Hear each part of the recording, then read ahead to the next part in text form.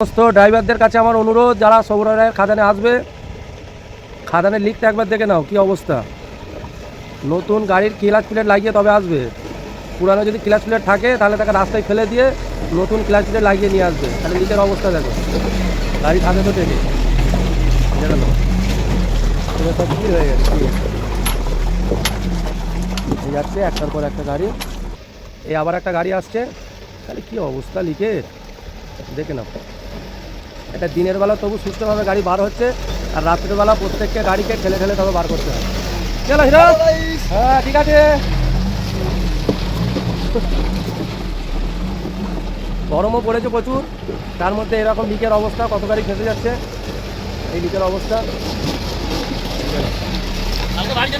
হ্যাঁ তুই আজকে রাত্রেই পৌঁছে যাবে, কী অবস্থা দেখে না। প্রচণ্ড গরমও পড়েছে। কালকে একটা ড্রাইভার এখানে স্টক হয়ে গিয়েছিল, তাকে নার্সিংহোমে নিয়ে গেছে, এখন কীরকম আছে এখনও জানা যায় না। এই গরমের অবস্থা, তার মধ্যে আবার এই গাড়ির লাইন দেখে না। এই গাড়ির লাইন প্রচুর আছে। আমরা কালকে রাত্রে 8টা থেকে পড়ে আছি। খাদার নিচে গাড়ি আছে, সেই দিকে লোড হচ্ছে, আবার এই লোড গাড়ি আসছে। ভালো থাকবে।